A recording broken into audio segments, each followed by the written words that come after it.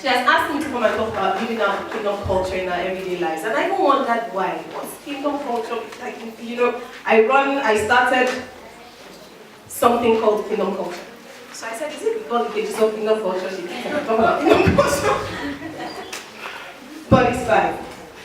But the topic is actually very interesting. And I always tend to come from a teaching perspective. Because many times we preach. And preaching is fantastic. However, sometimes you need to give people understanding, which is why I like what Pastor Mercy said. It's not about this the way to do it. It's about let me just show you what it is. And then you by yourself, you go and learn. And so let us say a word of prayer. Father, in the name of Jesus, I thank you once again for the opportunity to stand and share your word. Father, I am just a vessel. I ask that by your Holy Spirit, you speak your words through me. Words that are full of grace, seasoned with salt. That I speak only that which you once spoken. I pray for every heart that is here, that like the good soil, these words will produce 30, 60, and 100-fold. Take over my understanding, take over my heart, and have your way in this place, Lord. In Jesus' name. Amen. And so I actually went back, and as I prayed about it, and I prayed about it for a long time, actually for a long time, nothing really came. And when I say nothing came, we can talk. Talking is my profession. So to talk is not a challenge. But every time that you are called for a meeting, you always have to ask, what am I supposed to go and say? And even until yesterday, in fact, I had such a crazy day yesterday. I didn't get into Lagos. I was in another city. I didn't get into Lagos until like past 12. I go home and I was like, God, I'm not really sure exactly what this is going to say. And so I got up this morning and I spent some time praying. And I want to lay a foundation of what really a culture means. I know that different people have spoken here today, and maybe said, in fact, as I came in, she was talking about love. And on my way here, I think I failed the love test. I failed the love test. Father, have mercy on me. I actually failed the love test. Just so she knows the love test that I failed. God have mercy on me. Because love is one of the things I'll talk about. But before I even go into that, make you understand what a culture is. Now, when we did social studies in primary school, what did they define culture as? Real life. Fantastic. Culture is the people's way of life. So literally speaking, even as Nigeria, the culture of the Yoruba is spread from the Igbo, it's spread from the Efik, it's spread from the Hausa. In fact, the culture of maybe Yoruba in Ondo State is spread from Ijebu in Ogun State. Do you understand? You need it twice. Let me tell you what the word of, you know that the word of God is described as medicine. Yes. When someone is sick, what they do to you in the hospital? They prescribe a drug. Yes. When they prescribe, what they say? Some take 3 times a day. Some take morning and night. Some take once a day for 7 days. Depending on all of us, our level of sickness. That's how we need to take the word of God. Do you understand what I'm saying? Yes. For me, my own sickness might be patience. Then I'll go and look for scriptures on patience. Depending on what I think the level of sickness is, maybe I need to read it morning, afternoon, and night. Do you understand what I'm saying? For some, it's unbelief. Then you go and look for Hebrews 11:1. Ask yourself, how many times do I need to read it? See, when God told Joshua, this book of the law shall not depart from you, but thou shalt meditate on it day and night. So therein you may be successful and prosper in all that you do. Is the word. Nothing else but the word. So depending on your level of sickness and whatever area the sickness, the same way some people have malaria, typhoid, clinical now is monkey, pox. God will deliver us. Whichever on your own is, go and carry the word of God. The second culture of the kingdom is the culture of unity. And this is very important. Good that man should be alone. The Bible says that 2 is better than 1. So when 2 of you are sleeping on the bed, you are cold.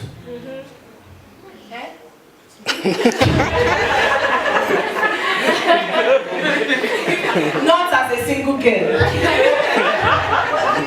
And it can be as girl and girl on the bed. No, that's normal one, no, not the one that they are doing in the different colors. The normal one. But I'm serious.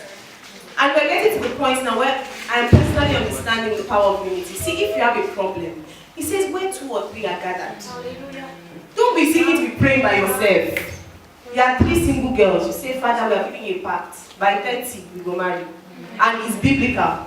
Go and carry 2 of your friends that are single. take it as a project. Do you understand what I'm saying? It's not when you're saying it by yourself. No. Power flows better as twos.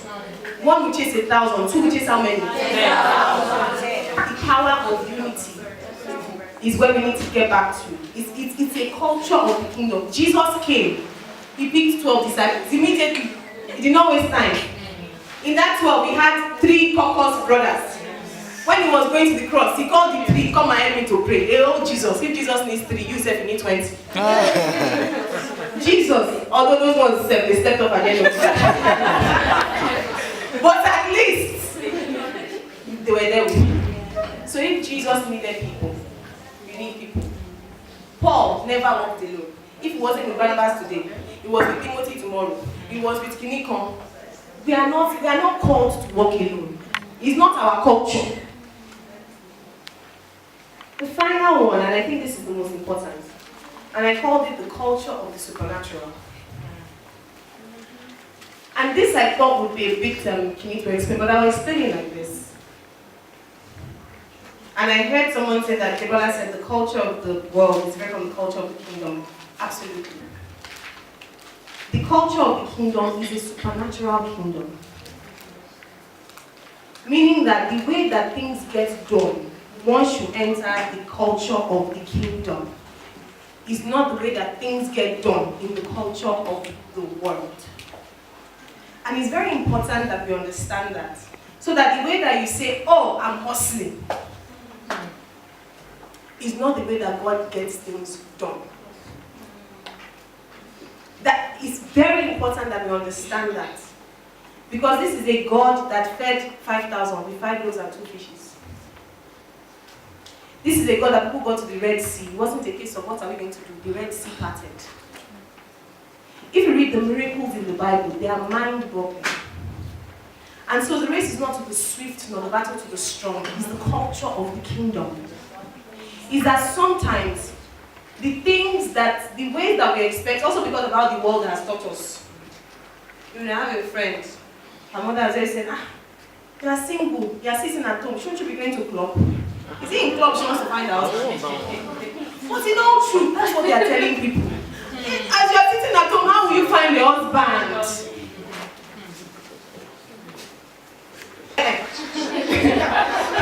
Let's be balanced. They'll say she has said it's supernatural. So you should just, no. Be balanced. But when you do the things in the spirit, then he will give you the wisdom that is his. Then you work it out in ways that you cannot begin to imagine. But don't just run on the outside if you've not gotten the blueprint on the inside. And that's what a lot of us do. I have a friend, he went to study in UK and he came back, spiritual brother. He was top in one of the financial firms before he went. So when he came back, he didn't get a job for like 2 months. So they were telling him to go back to the office. He said, no, there's something God has for him. So he prayed. And he said one day it popped in his mind to call somebody. And I'm trying to show you what I mean by balance. Now, because of the kind of person he is that waits for supernatural, I said, no, I'm not going to call. God does not ask me to call people. Okay. I said, wait, when did this thing come into your mind to call? He said in prayer. I said, that's the Holy Spirit. So it's a different thing if you sit down and you're thinking, okay, let me see. Let me call it the Chiwodoshino. Let me call it Chiwodoshino. Or you can be in the presence of God and somebody will just flash in your mind. So you understand what I'm saying? So he's supernatural, but he will still show you the spiritual way to go about it. So eventually he fought the thing for like a week. I said, he said that somebody, they said he should call it, not call. Eventually he called. That's how he got his job, and he's a leading manager now in one of the firms again. But he did it the God way. He didn't come back to say, which friend do I know in GT, in Zenith, and he also put in all of those places. Because before he went, he was at the top of his career. The kingdom of the culture of the kingdom is absolutely supernatural. And it's time that we went back there. And trust me, I have, by God's grace, tried to, things that happened in my life for me, sometimes I wonder. In this year 2017, some things that happened in my life that I'm even like, Baba God, I did not even pray them as prayer points. As soon as in this year, 2017, I did not pray If I prayed some last year, it did not happen, I said, God, will take back. Like, you know what? This year was, have your way, Lord. Like, I didn't have any agenda. And it happened like this, you know, when Nathaniel says, just like that. When he let Olongo go right at the matter. And by the time he turns it around, so when the Lord turned around the captivity of Zion, that's the kingdom. And that's who we are. We are members of that kingdom. The scripture just came to mind, and I think I'll end with that scripture.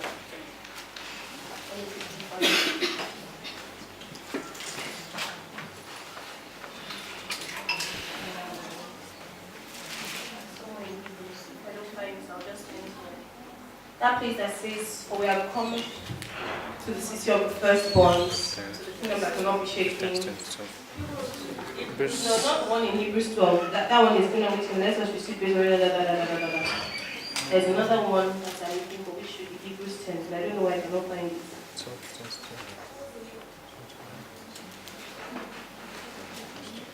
I'll just end there, let's leave it. But it's very important. See, let me not lie to you. Christianity is hard work. Christianity is hard work. And sometimes Christianity is painful work.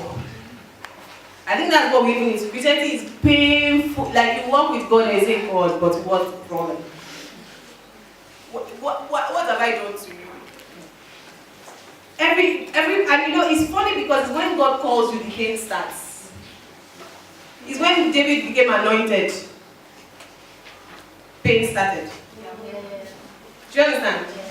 And before you know it, you would have gradually not anointed me, or you would have just left me. I was okay in the bush. Next thing was living in caves. It's when Moses felt he was called, Wala started. 40 years wilderness. You called Paul. In fact, Paul, that one was the hardest. He told him you will suffer. You come and meet someone and say, you're going to work for God, you will suffer. But it's purposeful, and it's not all suffering. It's not all suffering. It's with a purpose, and it's for an end. And at the end of the day, like I always say, see, all of us saying, if I felt that women here now, there's nothing I'm wearing that will go with me to heaven. That's right.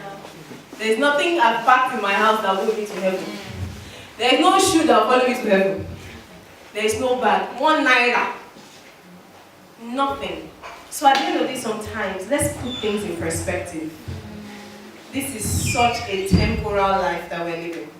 So what are we chasing? Chase, but know why you're chasing.